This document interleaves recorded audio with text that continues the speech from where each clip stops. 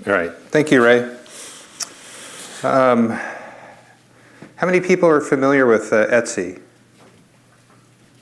Yeah, most of you. Okay, good, good. Now, I'm not from ETSI. I work for Wind River. We're an Intel company. But we didn't have any ETSI representatives over in North America right now to give this presentation. And my group has participated in all of the OP/NFV plug tests so far, and also the single ETSI plug test as well. So it just made sense for someone from my group to come up and give this presentation in lieu of anyone that would be available from ETSI.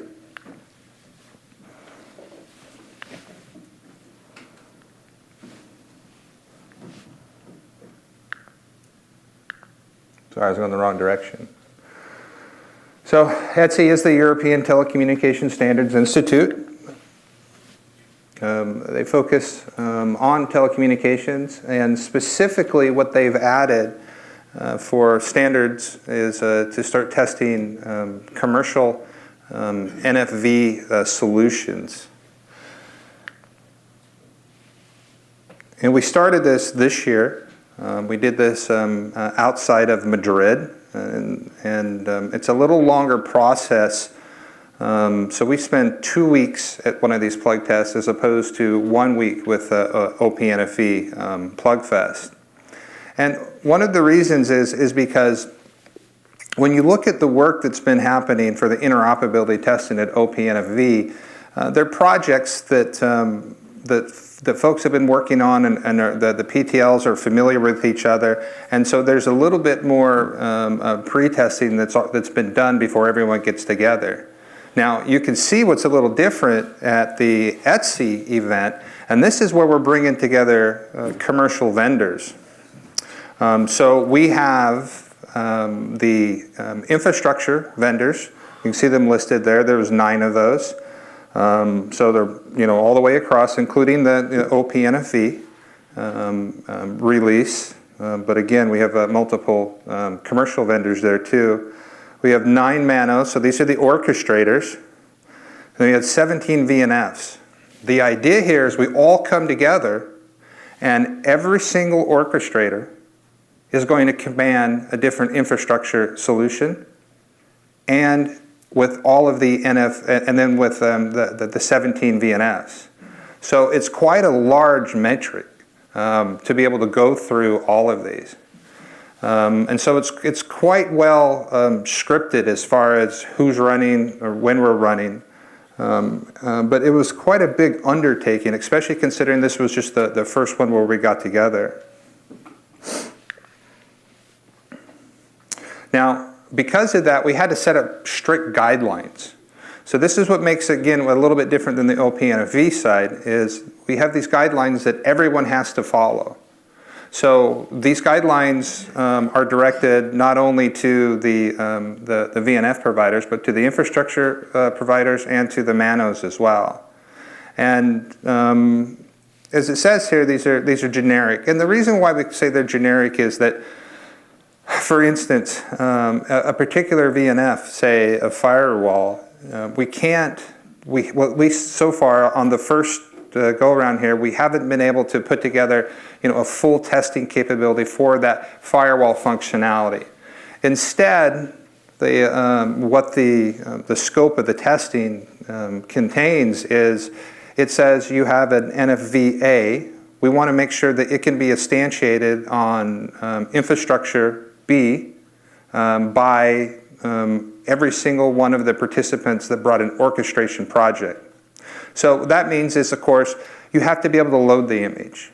You have to be able to start up the image. The image has to be able to be paused, reinitiated, stopped. The networks have to come up accordingly for each of those VNFs. So again, we don't get down into the testing of the VNF functionality, not yet. We're working on that for the next one. But again, they're pretty generic core NFV capabilities. Now, in order to get this done, we had to set up a remote connections for multiple labs across the globe beforehand. So the testing was done in January of this year, but at the end of November we set up what's called a hive. And this hive allows vendors to test on each other's products. So for instance, us at Wind River, we have a lab that's located in Boston, so the Intel facility in Hudson, Massachusetts. And everyone that was on this network, so that includes all of our orchestration partners and all of our VNF partners, have direct access from their lab to our lab. And this is really neat because you might have an orchestrator who's located in Germany, a VNF partner who's located in Texas, and our lab, which is located in Massachusetts. And it all works seamlessly, across the globe, connected into this, this hive. And so a lot of the testing, again, was done beforehand, before we even showed up. And one of the things that saved was of course, like for instance, uploading large NFVs, to multiple sites across the world. Because some of these are quite large, and they can take some time. So this was basically a necessity in order to have this put together. Interestingly, the ETSI group, they still have this running today for OSM members. So that's the open source Mano project. And for anyone who's an open source Mano vendor, or I should say full-time member, you can stay connected to the ETSI Hive. And Wind River is one of those. We're connected. It's really nice because we can still today work with any of our orchestration or NFV partners. If they have a question, if they have a new release, they can automatically have access to our labs. So it's really great. Like I mentioned. Now, as we said, because the matrix is so large and we only have 2 weeks to test, we ended up having to put together a pretty strict format for this testing. And every day there were 10 combinations of Mano, Vim, and VNF that were run. They were scheduled out by the lead at ETSI. So we knew beforehand who we were going to work with the next day, which makes it nice because that evening when we go out to hotels, at least you can meet up with someone because you're going to be working with them the next day. And then we have a specific report table as well. Now all of this is available in a report. So if you want to look to see what VNFs worked with what infrastructures on what on specific Manos or orchestrators, I have a link here on the next page to show you.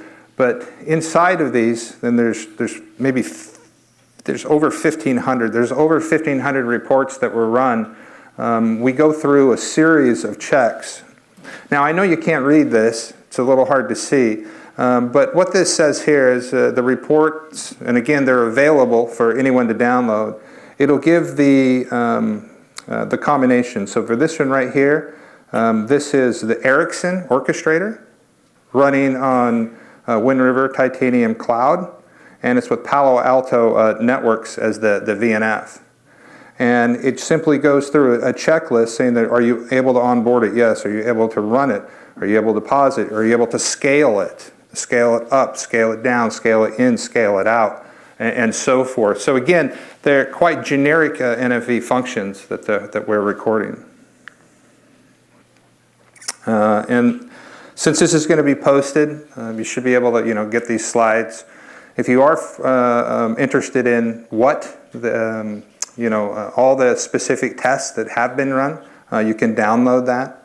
And then our second, that's a typo, it should be NFV instead of VNF, the second one. But the second one's going to be held next January, and this one's going to be at the ETSI headquarters.